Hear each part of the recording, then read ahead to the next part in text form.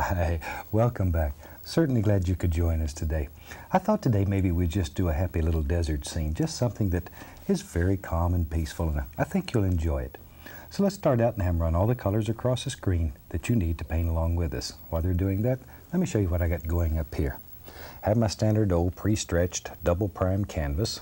As usual, I use an 18 by 24 inch canvas, but you use any size that's convenient for you. Today I've taken a little contact paper and cut an oval out and stuck it on. After I had the contact paper stuck on there, then I've just taken and covered the inside area here with a very thin coat of liquid white. So the canvas is all wet and slick and ready to go, so let's just do a fun painting today. I thought today we'd start with the old 2-inch brush. What the heck? Big old 2-inch brush. We'll put a little Prussian blue on there and a little black. We'll just mix them together right on the brush. So we have black and blue, or blue and black, depending on your preference. There. It's the way I look when I get home late. There we go. All right, let's just go right up in here. And we'll just start like so, just using little X's. I'm holding the brush flat and making little X's. Let me get a little more color on the brush. There. Something about like so. We don't know. Maybe I'll have some long, stringy clouds in there, so we'll just leave some areas open. Then we'll come back and we'll fill those up with beautiful little clouds. Show you a very simple way of making some clouds that are fun and they're effective and you'll like them. There we go. Maybe a little back in here. Wherever, we don't care. Something about like that. All right. And now we come to my favorite time of the whole painting already. Let's wash the old brush. Because if you've painted with me before, you know that may be the highlight of the painting. All right, we just scrub it right against the screen in the bottom of the can with odorless thinner in the can. Shake off the excess. And we just cover everybody in the studio. And with a clean brush, just going to quickly go across that. Just remove any excess paint. Now then, I'm going to take a little touch of yellow ochre, a little yellow ochre, and go right into the titanium white. Just load some color in the bristles. Okay, let's go back up here. And today I'm just going to tap in a happy little cloud. Just take the brush and just tap. Just tap. Just think about some shapes that you'd like to have in your world and tap them in. No big deal. Easy. Easy. You can do this. Anybody can do this. There we go. In our newsletter, we just featured a lady who was in her 90s and just beginning to paint. Isn't that fantastic? There's no age barriers in this. Anybody can do it. All right. We're just tapping in some happy little clouds. That's all. Maybe there's one that lives right about there. Just basically wherever you think one should live. That's exactly the right place for it. Okay. And that's all we need. Now we'll take and clean the old brush again. There. Probably just want to clean the brush again. I'll look for excuses. There. Shake it off. And there we go. Now then, very lightly, just graze the canvas, because you can always add more pressure. And begin blending this. And automatically, beautiful little clouds will just appear. And you can pull them, because there's liquid white on the canvas, it's wet. You can pull these clouds around. You can move clouds in your world. That easy. See there? Never knew you had that much power. But on this piece of canvas you do. When you go home, you may be like me. You have no power at all. But here you can do anything. Anything. All right. Okay. Let's take the knife, take a little Prussian blue, little alizarin crimson, mix them together. I'll make a lavender color, but I want it to the blue side. When you make lavender out of these two colors, you can have it to the red side or the blue side. Sometimes you need to put a little white paint out there and check it out. See if that's what you want or not. That's pretty good. Let's use that. Shoot, I like that. Okay. Cut off our little roll of paint. It lives right on the edge of the knife. Let's go right up in here. And we have to make some major decisions already. Where in the world our little mountains live? Where do they live? Here they are. There. See? And these are going to be far away. I'm not looking for a lot of detail in these. In fact, I'm looking for almost no detail. Because detail indicates closeness. And I don't want them to look close. I want them to look far away. Maybe something about like that. How's that? And the only thing you're worried about at this point is a nice top edge. You could care less what's happening in here. It makes no difference. In fact, I'm scraping very firmly, trying to get off all the excess paint.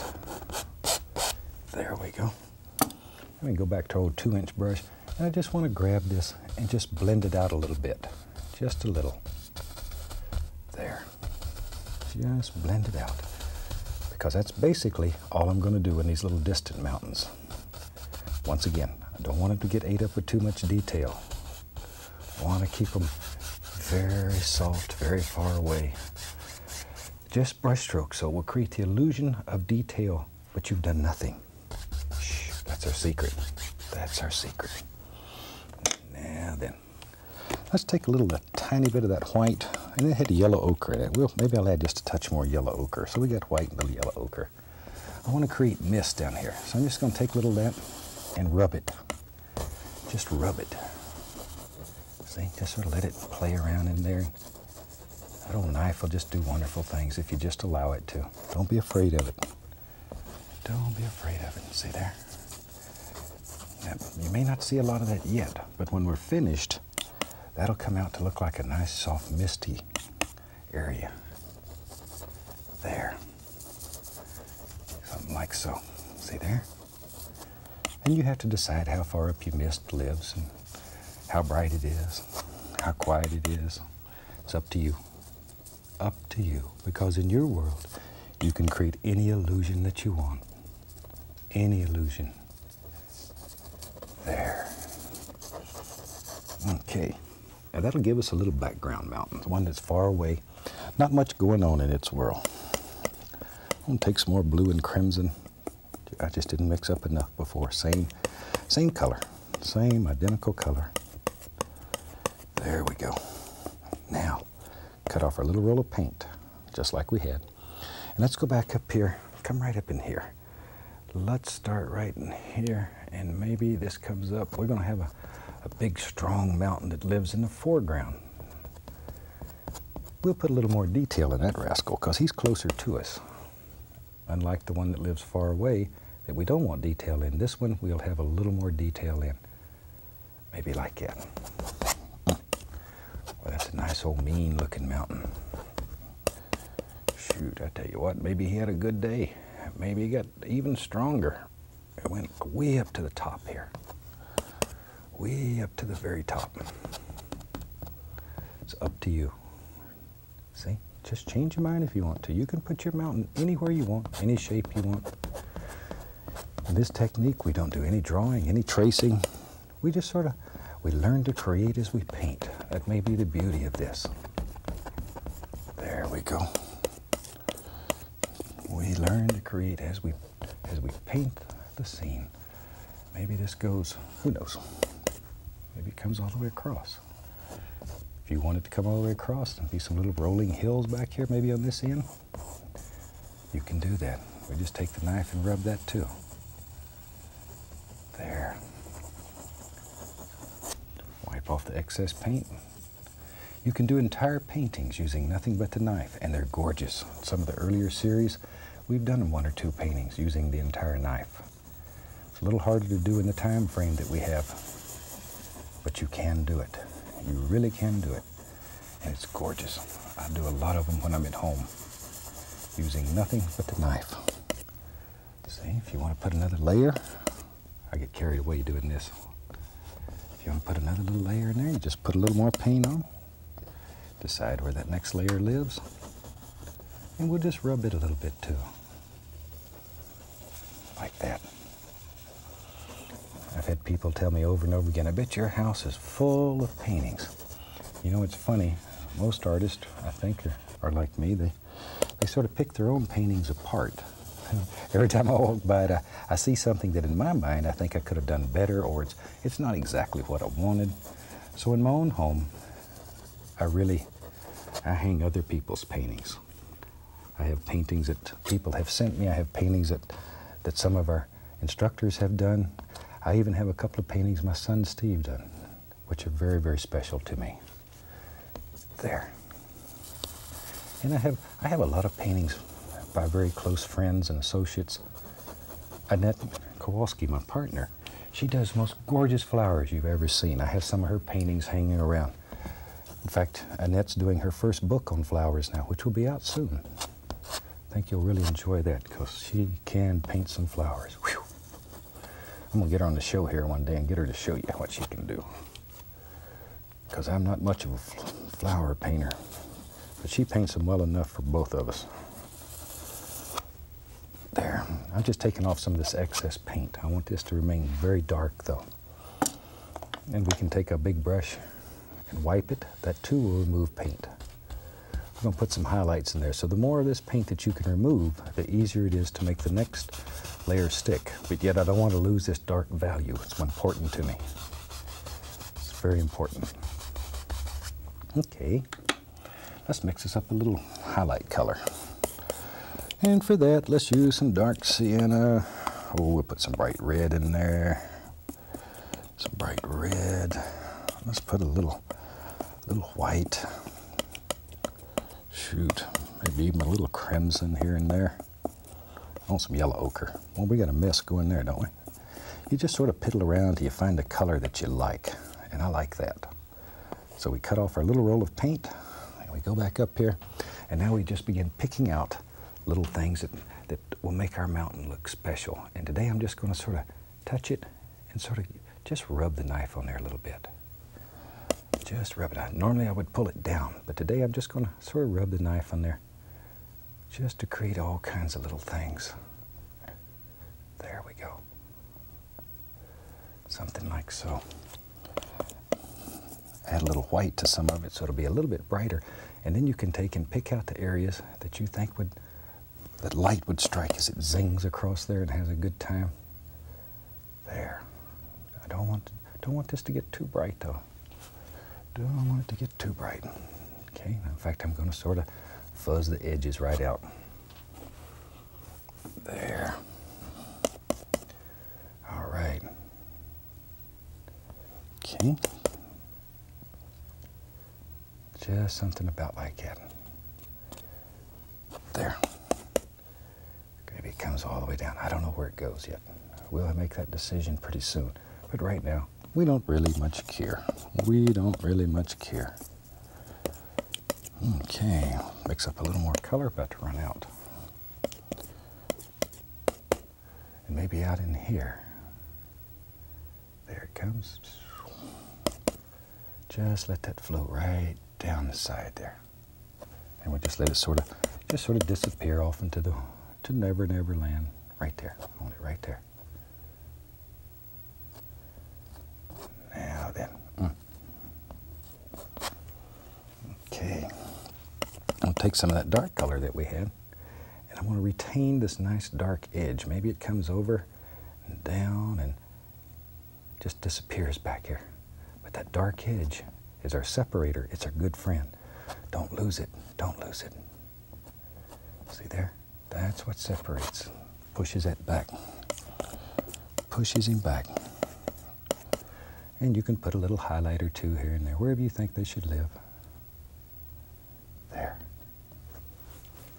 Deserts are fantastic places. There's a lot of fantastic wildlife in there. For example, there's a lot of cougars and big cats.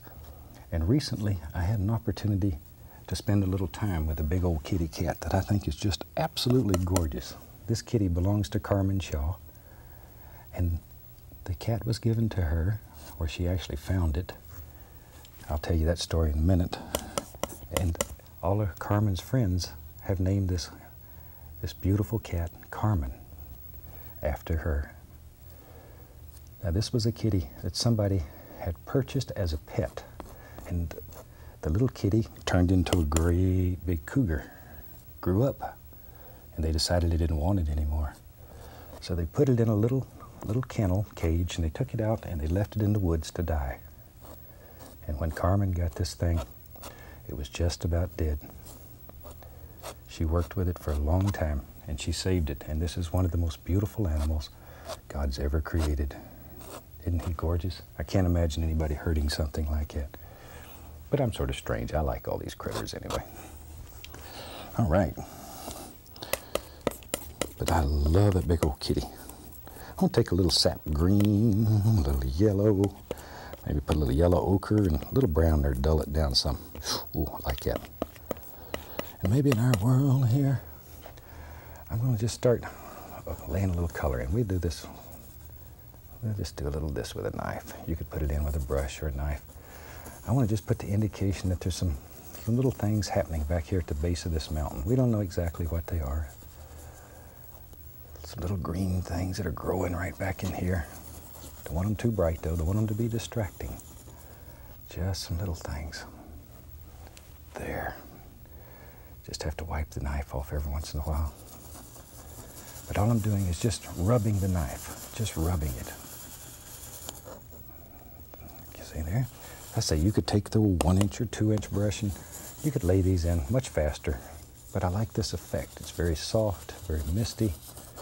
You just sort of don't know where edges start and stop here that way. Just very pretty. Very pretty, but we all have individual tastes, so you do it however makes you happy. A little of that mountain color right here, we'll just blend that down in here too. What the heck. Shoot, here and there we might even hit a little of that lavender that we used in the base of the mountain. Just to sort of, so all the tones come together. It's your world, so you decide. Got to make big decisions. That's a responsibility that comes with painting. There. We're speaking of big cats. Yesterday I had the opportunity to go to one of the most fantastic zoos I've ever seen. And it's right outside of Muncie here where we filmed the show, and it's called Me Zoo. And Me stands for Max and Eileen, the people who started it. And they have a lot of very exotic animals, beautiful animals. But what makes this zoo so special, I think, is the fact that they devote their whole life to sharing this fantastic zoo with other people, especially handicapped children, the elderly, people who are very sick, and it's all free to them. Every bit of it's free. These two fantastic people have literally spent everything they have to create this zoo, and they give it away. And that's what makes it so special. You can find a zoo anywhere in the country, but you can't find people like this. And you know what makes it more special than anything else? Max has a terminal illness, and this is how he has chose to spend the rest of his life, is helping other people through his animals. That's what makes it so special. So if you're ever around the Muncie or Indianapolis area, stop by and say hello, tell them I sent you. There. Okay, maybe in our world, let me clean off my knife. Tell you what, let's do. Let's take the old filbert brush. What the heck? I'll go into a little bit of the Van Dyke brown, pick up a little black, put in there with it. Shoot dark sand too, we don't care, whatever you get. And maybe back here, maybe there's some old cactus. If we're gonna do a desert scene, we need to have an old cactus. There he is. This old filbert brush, it makes the right shape pretty easy. Maybe he's got another arm right there. 2 or 3 of them right close together. There's one. How many cactus you have in your painting? That's up to you. Let's give that one a little arm. Choop, like that. Another one right there. That'll give us a few. You can just take this old filbert, push upward. Look, make the indication of some little bushes that live far back there. See there? Just push them in. Just push them in. Just sort of like you're putting foam on an ocean if you painted oceans with me. I just take that same brush, go into the yellows, Indian yellow, cad yellow, yellow ochre, a little bit of blue with it. That'll make a gorgeous green or a little sap green. And then let's just put a few little highlights here and there. Just a few. Want them to stay sort of muted though. I don't want them real bright. There. Isn't that neat? These are far away, so we're not seeing a lot of detail in them. Just enough to make them stand out. Leave some of them totally dark. Don't cover them all up with highlights. Sometimes it gets feeling good and you don't know when to stop. I have that trouble all the time. So, there. Tell you what, we got a little lavender left right here. Let's just put some little doers like this back here with a knife. Some little rock formations maybe that are far back in there. Whatever. Just sort of, you expect this if you're painting little pictures from Arizona, New Mexico, and all those gorgeous areas. There, something about like so. That's good enough. We'll take some of that nice, this was the color I used to highlight the mountains. And maybe right under here, we can begin applying just a little bit of sand color. Something like that. There we go. See there? I'm going to take a little white. It's got a little yellow ochre in it. Not much, just a little, mostly white. And just begin putting in some highlights right on that. Barely grazing it. Barely grazing it. See there? Just to make it look like, oh, sand and rocks and all those things that are out there. Shoot, we don't know where it goes. Don't know that we care. Wherever it wants to go. It's just right. Just right. Shoot, I like making them cactus. Let's make another one. Black, browns, both browns and blacks is all I used in here. And maybe we have a big old cactus in our world. Yep, we do now. And he lives right there. Just using the old filbert. The old filbert brush. Give him an arm. Doop. Maybe he's got a friend. Lives right there with him. Who knows? Maybe he's got two friends. He's a popular little cactus. Shoot, maybe he's got a party going on here. Who knows? As I say, make up little stories when you paint. Shoot, that's what makes it fun. I'm going to take a little of that green color and just come down here and just go right over it. So it has a little green flavor to it. You can just make a little cad yellow, little sap green. There we go. Just something like so. Now then, we'll take some more of that. This is basically that lavender color I was using. And maybe there's some little bushes and stuff that live right along in here. Maybe there's a big bush lives right there by the cactus. That'd be a good place to live. Under this old cactus, there'd be a multitude of wildlife that lives in it. So it'd be a good place to see some beautiful scenes. Right there. Right there.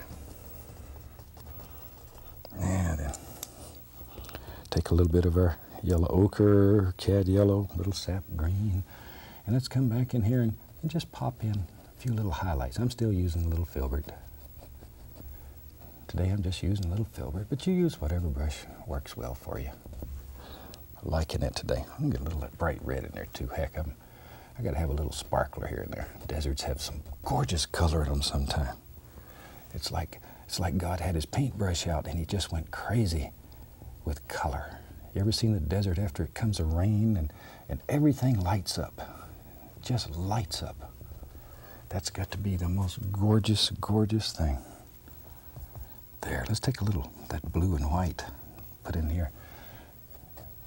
There, maybe there's a little bush that's about that color in there. I like that. I like that one. I like that one. Let's take a little bit of our soil colors, dirt color, whatever you want to call it. Put right under here. Something like that. Just need this dark so our light will show up on top of it. Look at there. Now then, let's take a little, we'll use some more yellow ochre and white. I like that one. Put a little of that in there. This painting has a lot of color in it. I didn't know it was going to have that much color when I started it, but now I like it. I like that. All right. Okay, let's go back into, we had some nice lavender color we was using here. Pop in another little bush. Maybe it lives right there. Let's put one on the other side too. Maybe there's one right in there. I don't know. You think there should be one there? Then there should be. We go back to our greens, little sap green, yellow ochre. Put a little of that here and there, like so. Clean off the old brush. I want to go back to that blue and white. I like that blue and white. It's a cool color amongst all these warm colors, so it sort of stands out. There, a little bit more of that. There, see it? It's just a nice, refreshing, cool little area in your painting. Now we'll just take the old knife. Let me clean it off, it's dirty. And just blend these areas together here, where they come together, something like so. There. Shoot, I think we're ready to take the contact paper off and see what we got. It looks pretty cute. So let's grab a hold of it, give it a little pull, and look at that. Isn't that a fantastic little scene? And it's very simple to do. You can do it. Take a little bright red, little paint thinner, right on the liner brush, and I think we'll sign this little painting. We'll sign it right here, because we can sign it anywhere we want. There we go. Since I have a very short name, it's no problem just to stick it right in there. And with that, I think we have a finished painting. I really hope you've enjoyed this one.